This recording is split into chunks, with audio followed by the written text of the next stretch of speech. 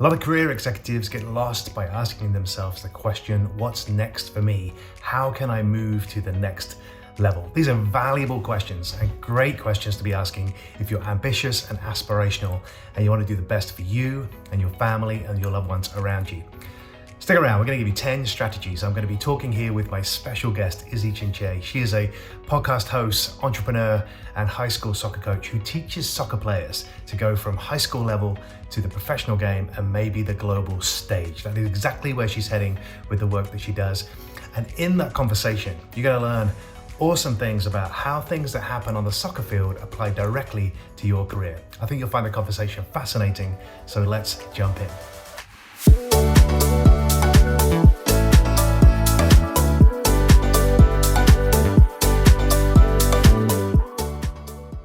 So I'm excited to welcome Izi. Welcome to the show. Thanks for joining. Good to see you. Good to see you. Thanks so much for having me. I'm excited. So look, people watching this have got no time at all. They want to get out, get in, get out. So we're going to go jump straight in. I'm going to ask you to share a little bit with us. Why are we talking? Tell us a little bit about, what it is you're up to right now. I was super excited to hear about soccer coaching and entrepreneurship. So tell us a little bit about what's going on. So I too am a podcast host.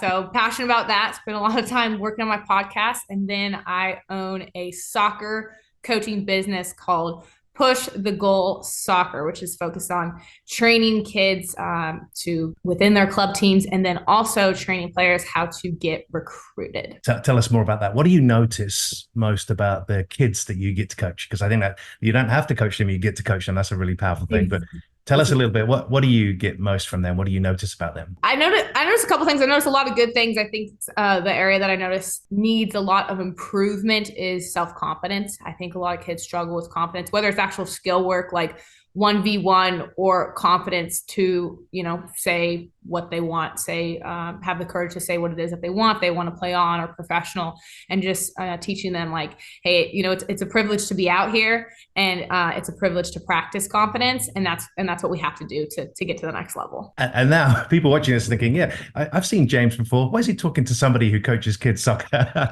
So now we can draw some parallels, because I want to ask you a question about that. Do you think adults suffer with confidence issues too? I think everyone does at times. I think I do. I think, you probably have it, certain points in your life. I think everyone does. And confidence is valuable, because when we're confident, we're more likely to also help others, right? It's when we're insecure that we draw away, and we're usually going to, be closed and not serve. Yeah. We didn't talk too much before we came on air about what I do, but I help people in their careers, either personally or professionally, just to get to the next level, whatever it is for them. Now, these people are ambitious and they are successful already. They've done some great things, but they do come to me lacking confidence, and they do come to me lacking clarity.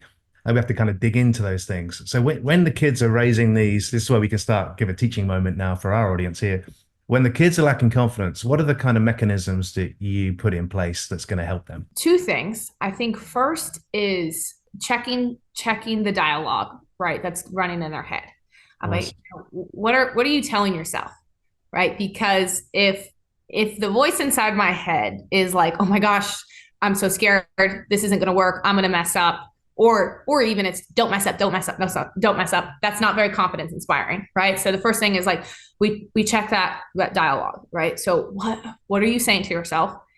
Can we make that positive? And that's usually a very, very easy fix, right? So the dialogue, and then forcing it, some positive affirmations. And then the second thing is have a plan. If you have a plan, at least you know what you are supposed to execute, right? And then we can have a marker. Even if it didn't go well, like, yeah, but did you follow your plan? That's good. We just need to perfect the plan now, right? Or get better at executing the plan. So it's pretty simple, but I would say those are the two things for sure. I love it. So I'm going to get visual reminders for people watching. Look, internal dialogue. I love that. Yeah, okay. I think that's really good. Yeah, whatever mental chatter you're listening to. Yeah, it's even something I talked about today. I'm a big fan of Bernstein, if anyone knows who she is.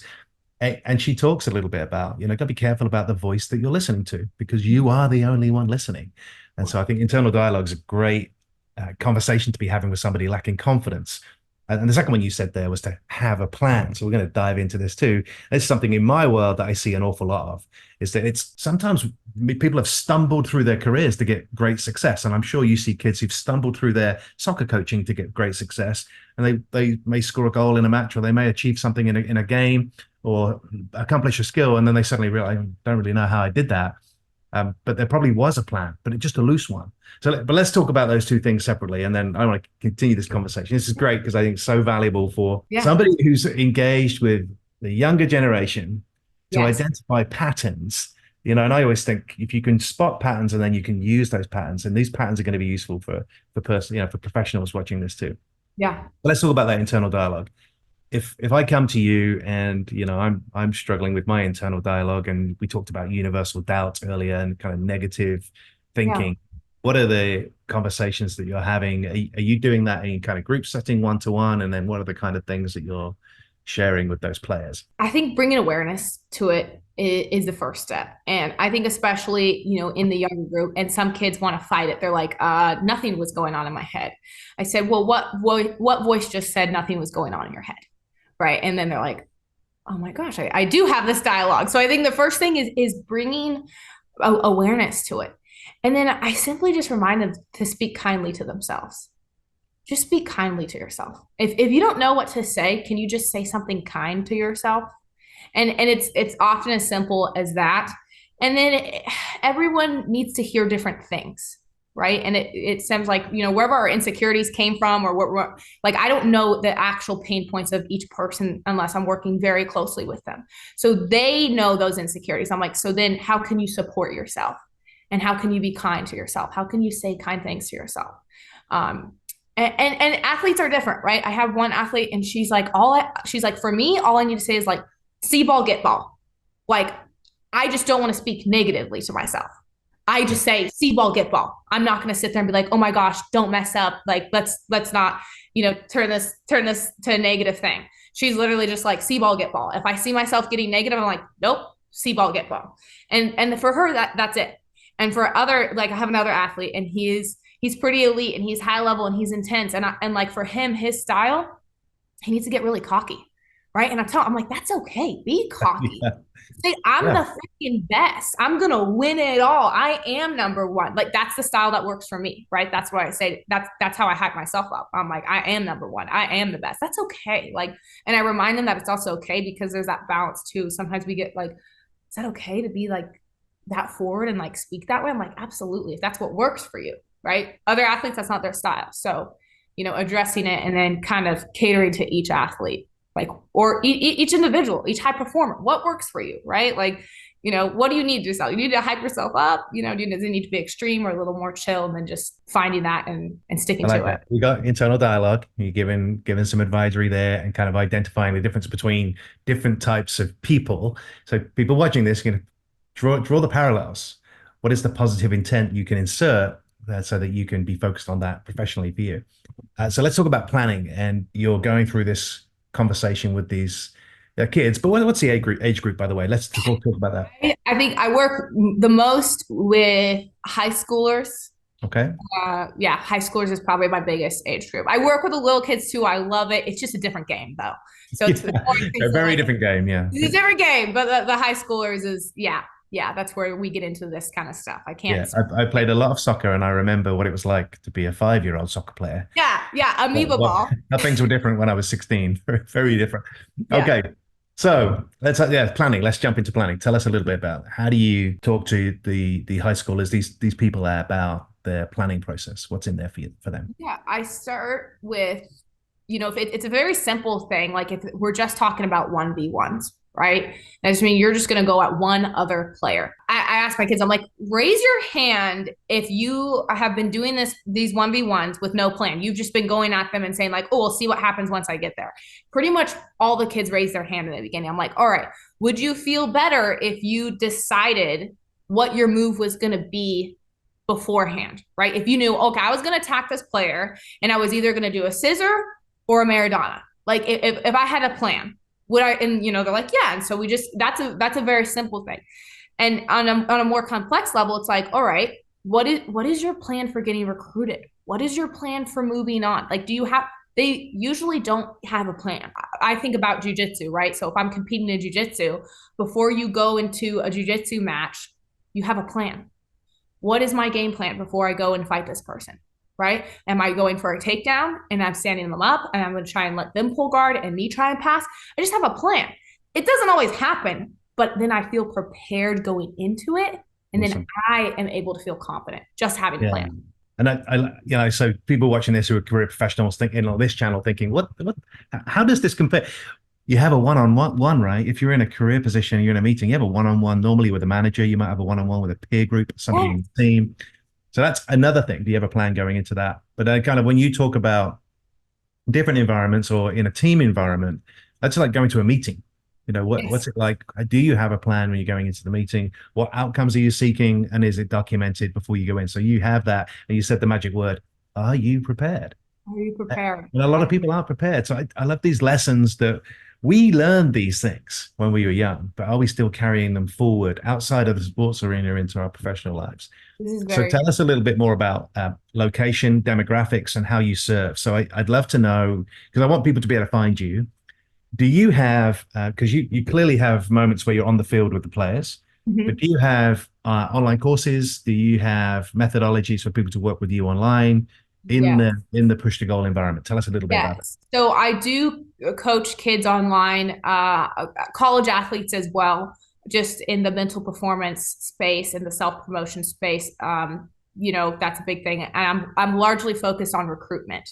Right. So I do have a course that is launching in a couple months, which is Soccer Recruitment 101, how to get recruited if you want to play on. Right. And it leads back to that self-promotion. Right. Everything, kind of goes in that vein. So, yes, I do work with players online and athletes online.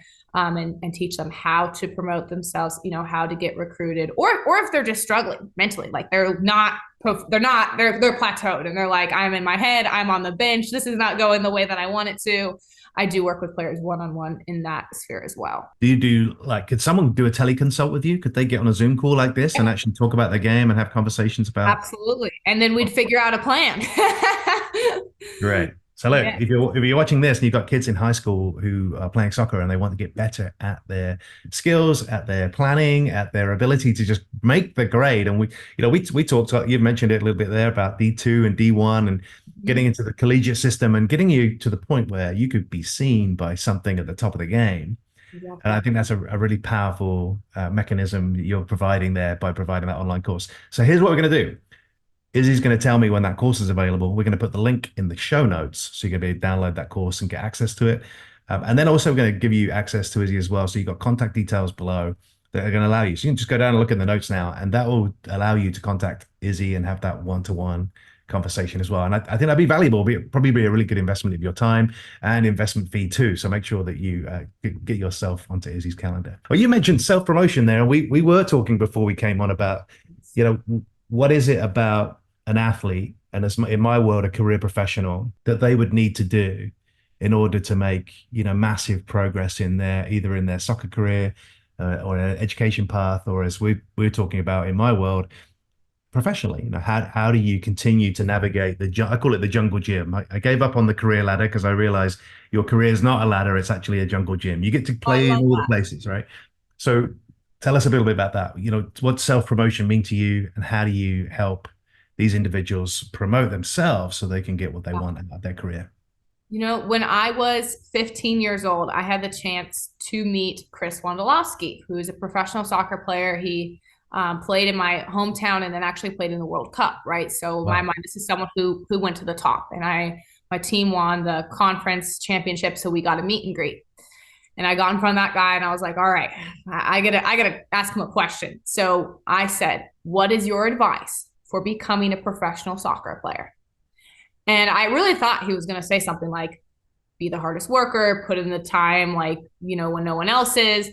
And he told me, be your best promoter. Wow. And I didn't even fully understand it then. I was like, what? What? I didn't fully get that. And he said, be your best promoter.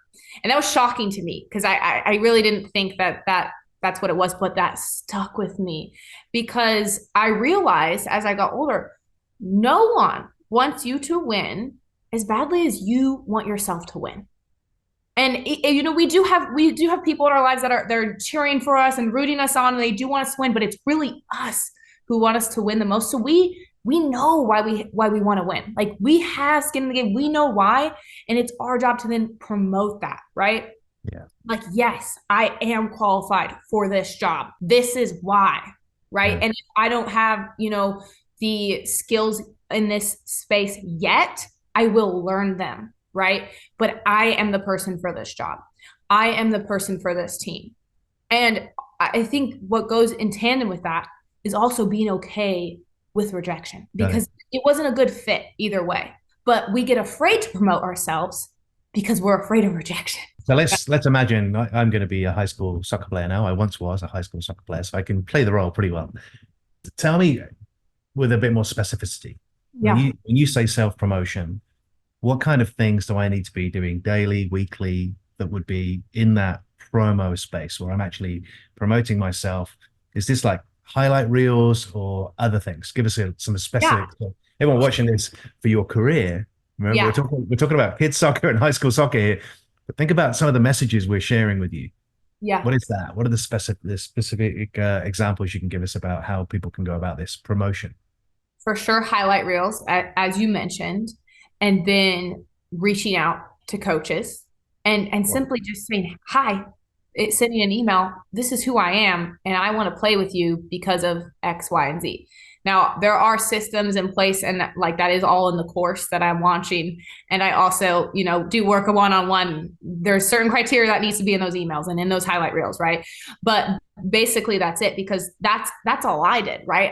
I just sent emails. I was like, hey, I want to play D1. Is someone going to give me a scholarship? And I got a scholarship because I asked, but I promoted myself, right? On my media, I had like all soccer highlights of me, right? And it's not this, you know, people are like, oh, but that's going to be braggadocious. That's going to be boastful. I'm like, if someone wants to take it that way, that's on them. That's not on you. Okay. You, yeah. you promote your skills. I love you said that. I remember being called in my professional career. I was working for a company in, I'll just say the state in Arizona, and some of the people called me braggadocious. Mm-hmm. And my Mm-hmm. immediate response was, that's on you. That's actually how you feel. That's how you feel. It's actually not how I feel at all. I just think, yeah, I'm promoting myself here. Yes, I made $1 billion AI algorithm. Yes, I ran $100 million business, but it actually happened. So I love to promote that. Yeah. And that's such a powerful thing. So look, you know, if you didn't hear that, let's recap some of these things. Your highlight reel. So Mm-hmm. professionally, what does that look like? Your highlight reel could be a resume, a well-crafted, emotionally powerful resume. It could be on LinkedIn. It could be your featured section on Yeah. LinkedIn that you're allowed to put examples of your own work there. You can put Yes. videos there. You can put posts there. You might Yes. create a YouTube channel and talk about what it is that you do so well for other companies. Amazing. Just like a soccer player would to promote themselves. And, you know, and I played rugby and soccer as a kid, grew up, and when I was coaching those sports, players from around the world would send me videos of them playing because they Mm. want me to recruit them to bring them onto the team. That's how they did it. So I love that you mentioned this, because I think it has great parallels in the sports industry for high school soccer kids wanting to make the grade, but it has great parallel for career professionals. So that was the first one. The other one you said is this one, which I love, because I've been writing down some notes recently about, you know, where were my biggest jumps and leaps in my career? Mm. The first one was something we kind of be talking about here, is that I had help. Some people helped me, but I didn't ask for their help. They were just kind of in my environment. It was mentors, it was coaches, it was bosses, managers, whatever you want to call those people. It was peer group. It was actually my team members. Some of the things my team members have said to me have probably given me more promotion and more, you know, gains than anything else. But this is the key one, and I wrote the word ask on here because you said it. It's great. We got to learn to ask for help. We got to learn to reach out. And you said earlier about that confidence piece, that we can become isolated and withdraw when we're lacking in confidence. And so we Yeah. start to go it alone. And this is kind of one of the things I say to people in their career, as I would to, if I was on the field with your team, I would say the same thing. Hey, this is a team sport. Yeah. Just like Yeah. coaching is a team sport, but your career is also a team sport. So it doesn't matter where you are, going it alone or making any assumptions about what to do without reaching out to some people who know how to get there would be a massive mistake. I love that. This is so good. Self promotion. And you also were able to accept that. Like there are people who, when someone comes to like give them a compliment, or like you said, your coworkers or your boss, people often won't even accept that but you accepted that, right? I think people actually even struggle with accepting it. And that's what helped you, is because you also accepted it. The good thing came your way and you're like, all right, like, thank you. I'll take Uh, that.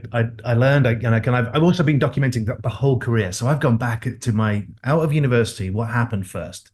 And I've Mm. documented the whole path because I'm trying to spot where are these leaps happening? How did I get these big gains? And it's kind of a tale of individual contributor to management to leadership and so on.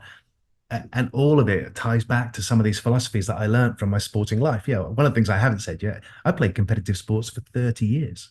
Okay. All right. And in the UK, look, in the UK, the dynamic's different, and I didn't play super high level soccer, and I certainly didn't make it to the top of the game in rugby, which was actually my game. But I played a good level, good standard, kind of enjoyable standard. Yeah. And some of the things you're sharing with us are kind of bringing that back. But I think it's important that we do look back to see where we succeeded. Some of these things about self-promotion are really, really important. Now, what else could we talk about here? So I think you got self-promotion number one. What would be the next thing that you're kind of noticing with the high school kids that may be applicable to career professionals today? Yeah. Self promotion, having a plan. And then I think the other piece is serving others. Right. So I talk to players about this, and this in a career space is the same thing. In an interview, you don't want to be like, oh, what am I getting? What am I getting? You're like, what am I giving? What am I giving? And I talk to players about that. When you're reaching out to a coach, you make it about, I want to be about on this team because I could contribute to this team in X, Y, and Z. Like, these are the ways that I can contribute to the team. So I Yeah. think it's that power of service and coming at someone. I mean, just like what you're doing for me right now. We're on this, and you're like promoting what I'm doing. You're serving, and you're adding value in that, and I'm very appreciative. But like, that's something that we forget. Like, go out there and serve. And I think there's one other really crucial piece of this. And I tell this to my players sometimes. They're like, hey, what should I do when talking to the coach? I say, ask the coach about themselves, because everyone likes to talk about themselves, Yeah. right? But coaches get pitched by players all the time. And players want to talk about X, Y, Z, all this thing. They don't get asked about themselves that much, right? Especially not by our players. But if I have a player that comes up, and I had this one player, I told him, I said, when you go to this coach and you're trying to connect him, I said, I want you to ask him what was one of his favorite memories in one of his high school soccer games. I was like, draw him in that way. And he did it. And he said it, and he said it went well. And I think that's something that's really important. And it's, it's a little bit cliche, but it's like, instead of trying to be the most interesting person in the room, be the most interested. Ask the questions, draw them out.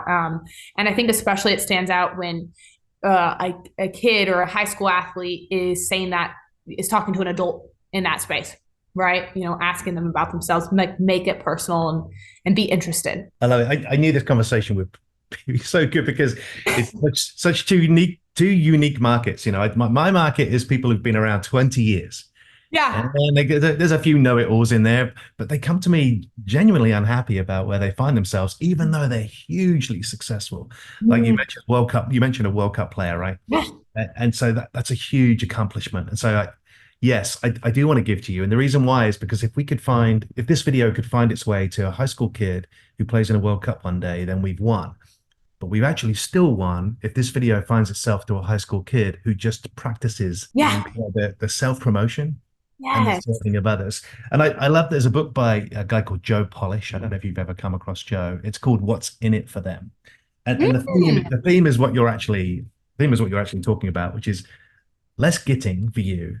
I think the first trap to misery in life is see what you can get. And I was so guilty of this, seeing what I could get out of life. How much money could I get? How much responsibility could I get? What job title could I get? And then on the soccer pitch, how many goals can I score? I mean, I think there's a place for a selfish number 9, but not everybody. It's the team sport, right? So less get, more give. How much can you give? And then one thing you said there, which really stands out to me, and I think this is where, hey, look, if you're watching this and you've stumbled across this and you've got kids, maybe you're a career professional who has a teenager who wants to play soccer. You just landed in the right place watching us too. This is the next one. You want to help that coach, but actually help, because I think a lot of people I talk to tell me they love helping others, but they never tell me how they do it. And that's because they don't. They Mm, don't actually help anyone. They're just trying to see what's my next job title? What's my next team that I'm going to play on? Am I going to play the position I want to play? Am I going to get picked in the first team? I don't want to be on the bench. I want to start the game. It's all about gear, but they're not actually helping the unit. And so that's actually problematic, right? And I remember the difficulty of standing on the bench or sitting on the bench, standing in England, because I was playing on cold, windswept playing fields where, there weren't any benches. You just stood up and shivered while you waited for your turn. But then there's a big difference when you're actually in the team and what that does for your confidence. yeah. But if my mindset had been different and I was thinking about what can I give while I'm stood on the sideline and I was genuinely cheering on, actually, I think I was pretty good at this, but genuinely cheering the team on, that's more because I'm in the game. Now I'm Yeah. in the game. And the coach sees that and the supporters see that and everybody else sees that, oh, yeah, well, maybe James should get a run, right? So I think that's vital what you said there. Yeah. Help Wow. people by actually helping them and Oh, have the evidence of how did you help? Did you carry the water bottles today? Did you help? right. When practice ended, did you put practice away, or did you just leave with mum and dad in your vehicle? Yes. Where's your involvement? Yeah, I love that. So yeah, self promotion, serving others. This is really good. Yeah, I wrote down serving others as well because I want people to pick up these messages. Yeah. Serve others, and this doesn't matter where you are in life. I think promoting yourself is allowed. You are allowed to do that, and serving others should be mandatory for everyone. Yeah. What is like one of Great. your kind of, go-tos on teaching someone like how to serve others? Like someone's like, I don't really know what to do. You know what I? Because I feel like some people are like, like what? What do I do there? What are some of your tips on that? Like this is how to serve others. These are some easy ways you can just serve someone. Yeah, throw them in, jump them in. Yeah. What have you got? Have you got some more? No, I was asking you. Oh, for me, yeah, I think the number one is listen. Are you listening? You want to help someone, actually listen to what they're saying. Yeah. And you don't have to respond all the time. And sometimes you can ask, would you like me to respond? Or sometimes you can clarify and just say, hey, what I think I heard you just say is, are we now aligned around what you just said? Do I understand it? And then you can respond. A lot of people want to respond. Yeah, and I'm terrible. My wife, she was in here right now. She go, yeah, you're the quick responder with me. You're a coach. You're a Yeah, coach. and we know each other. Yeah, I got to keep remembering. When I leave this room, take your coach hat off and turn into a loving husband again. Listen, pay attention. And so I think that's vital. Yeah, listening first would be one that I would share. Is it actually how you help somebody? The other one is paying attention to. This is kind of Zig Ziglar. If you help people get what they want, then you'll get what you want. But you Yes. can't do that unless you understand what they want. So one, you got to listen, but two, can you tell me what does that person want? And if you can, then you've done enough listening and you've done enough research and you care about that person enough that you're actually doing something about it. And an example for this in my world is with my clients, what I'm paying attention to where their biggest gap is. And then I'll try and plug that with information that typically isn't from me. I'll find a book on Amazon. I have a female client right now, and I'm not promoting an Amazon front store or anything like this, but there was a book I saw called How Women Rise. And I thought she's at the point in her career where she would love to read this. It's going to be really powerful. And it plugs the gap of confidence in female leadership. Because let's face it, she's going to be up against it. Yeah. She's in a male dominated software industry where she's got to figure out how do I become the business leader amongst this. Now, look, I think the times are changing. I think the world's woken up to the fact that yeah, my opinion of this is, women are better organized, they've got better at responsibility. There's a reason for that. And they are in those roles, but for her, she's still pushing the boundaries here. So she's trying to get up against it. So that's how I would help Yeah. is to find the gift that's a small thing. Now, I don't know if she'll ever read the book, but just reading those three or four words on the cover might be enough. Yeah. But this book's about how women rise. This is the manual. So Yeah. there's a chance she'll go and take a look inside. She might not read the whole thing, but there's a much more chance now that she's going to be the one to rise because Yeah. she's got access to that resource. And she's probably going to pay that forward at some point. Yeah. Hey, some guy I worked with a long time ago, he gave me this book, and Yeah. and I think you should read it. And then she can give that on as well. And so that information, I always think if you share wisdom, you become wiser too. And so Yes. always share the wisdom, and that's what I did with. I won't mention her name, but yeah, let's call her Jackie. Yeah, with Jackie, and Yeah. she was incredibly grateful because she Mm. didn't expect it, but she said, "You're right." I've been struggling with the how do I break through? And as a soccer player, the same thing, right? I continually ask myself in soccer, it's why I stopped at 17. I stopped at 17 because I couldn't see how am I going to become a pro footballer when the Mhm. competition in England, particularly, is extremely high. And so, yes, I played schoolboy environment where I played with the players who eventually played for the professional teams, but I couldn't see how I was going to break through. I actually didn't believe it. One of the big Mm, issues, but yeah. But you asked me about helping, and I think that's it. I think that's how you help people is listen first, know their goals, and then help them get it. Get yeah. out of your way to help them get it, and that's what I'm doing now. In my world is just to help people get what they want. Yeah. And you did both of those things in that because you heard the need and they were like, hey, I heard like, you were actually listening to her pain points and being Yeah, like, hey, this will help. And giving a gift. Like, yeah, that's yeah. great. Love that. Let's paint this scenario. One of your high schoolers is leaving. They're leaving the coaching environment. They're leaving the team. What else do you want them to know before they leave? Hey, I forgot to tell you one couple more things that I didn't want you to take with you that I've learned that I think are impactful.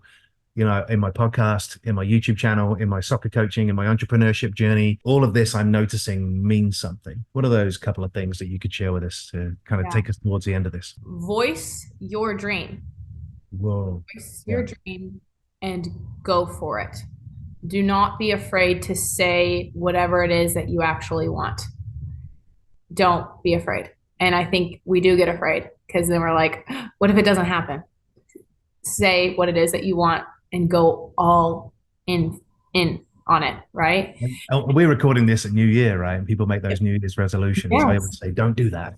I always say, just make the declaration. But what you said is crucial for me, I think, is what you want, Yeah. not what you need.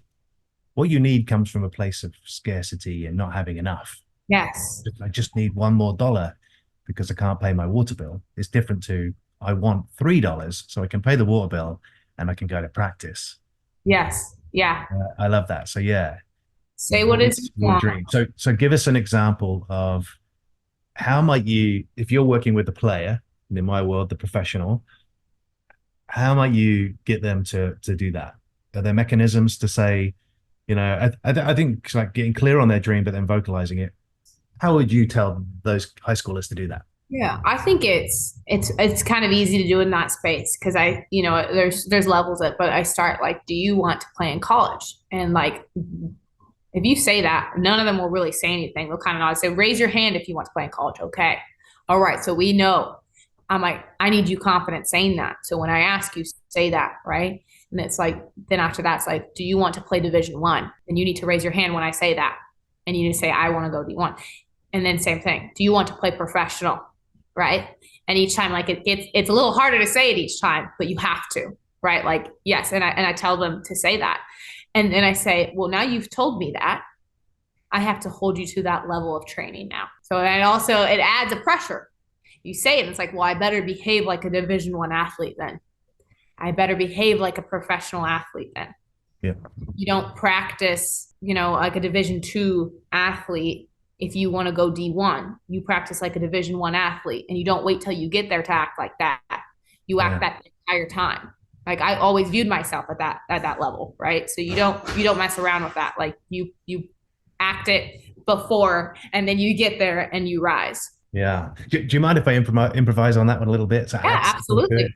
So, Yeah. so my yes and is Oh, yes. what I get clients to do, and what I would get the high school players to do is to write down, but also verbalize an affirmation that would say, I have a thriving soccer career. I am a D1 player, and to affirm it that way. Yeah. But to do it in the current state, but it's done. Yeah. I'm Yeah. already the D1 player. And I think that's a really good way to just gravitate towards what you want rather than that negative dialogue and emotional context that we talked about earlier, which is, I don't know if I can make D1. Could I? It's very different than if you just write down, I Yeah. am a D1 player. And that starts to shift your identity, but also starts to manifest and open up the doorways for you. And I do this with people in their careers to say, what is it you're looking for?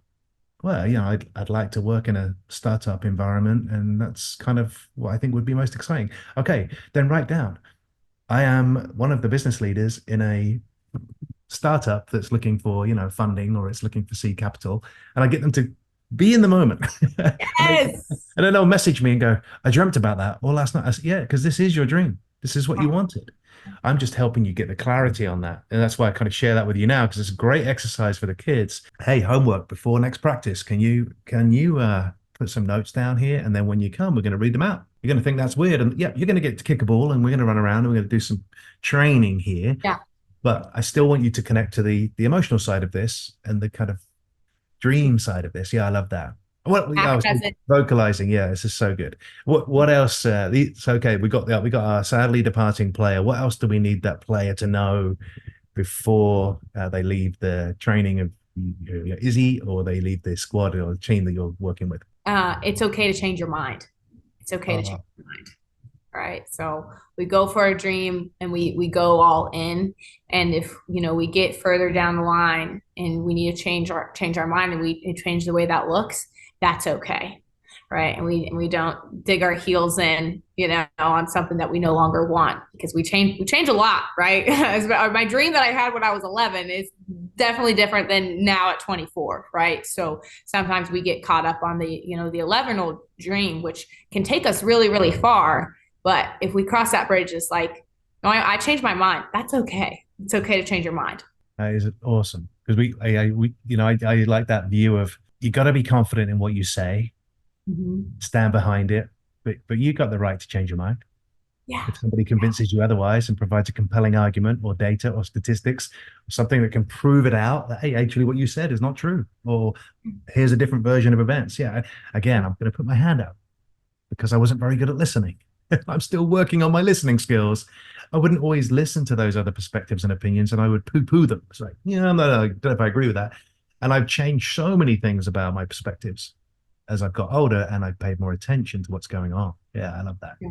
Yeah. Anything else you want to ask? And I want people to know a bit about you before we disappear. So I'm going to ask you some personal things, kind of what people say about you, that kind of stuff. But yeah, anything else that you would say to this departing player? Or do you think those two things of, make sure you vocalize your dream and make sure it's okay to change your mind if you need to? What else would we say? I think the third thing. Bye, give me a hug. Yeah. Have fun. Have fun. Yes. Have fun. Have fun often. Don't take it too serious. Like, it's a game for a reason, right? Like, just like you said, in business, it's a jungle gym, right? It's a game. We're all playing a game, and we play games because they're fun. And let's not forget that. I'm really big on, like, enjoy the journey, right? We get in that, like, hustle culture, and sometimes that takes away from the fun. I'm like, if I'm not having fun, why am I doing this, right? Yeah. So try and enjoy it. Just joke around, laugh. Like, I remind my kids to do that. I'm like, hey, can I see some smiles? Like, can I see some smiles out here? Have fun. Extremely guilty of going through my professional career in a business of just not smiling enough, not having that fun. And, now I have that different lease of life where I can look at things that way, and I think the patience piece is important. We talked about it. You're going to give people a plan. They need to have fun with their plan. If they're not enjoying it, the plan needs to change. Yeah. But if their plan and they're enjoying it and everything's happening with a smile on their face, I'm now thinking of Mo Salah, a Liverpool soccer player. I don't know if you know who he is. You probably, maybe. But he's always playing with a smile on his face, which means his plan works. Yes. He's probably one of the top 10 players in the world. And so you just think that's how it should be. But the other thing with him that most people forget is he'd already had one round in the Premier League and didn't work out. So he had to deploy, be patient. Yes. He played Premier League, it didn't work out. He disappeared to Roma, I think, in Italy, and then before he came back to Liverpool, and he's been a megastar ever since. And that's a really powerful story. So yeah, maybe the thing we'd say, have fun to everybody on this path to be D1 or to be collegiate or to be picked up by an academy somewhere is be patient. Anything. Yeah, I love that. Let's talk about you. I want people to hear. Let me ask you some questions. All right. A good one I like is, what's the best compliment somebody ever gave you? Oh, that is a good question. They feel calm around me. That's a good compliment because I'm a high pace, high energy person, right? So I'm like, wow, that's kind of shocking. That was definitely a good compliment. And then I think the second one that I got is I got told I was a very good communicator. I was a very good communicator. Yeah. And that meant a lot to me just within my family dynamic. I was a good communicator and I appreciated that compliment. Yeah, and it comes across, I'm seeing it that you've got the confidence, and that probably what comes for the people reassures other people. So they say it's quite calming to be around you, even with that energy.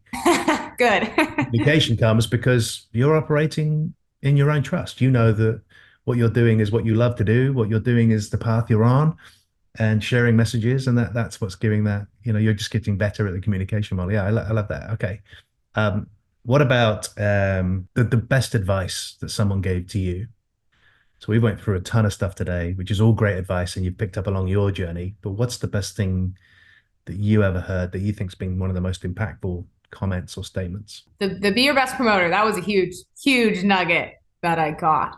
I think another piece advice that I kind of have had in my head. I'd kind of always thought it, but then I heard Ed Milet say it, and he said, I viewed myself when I was really young in this light, but he said, be the one.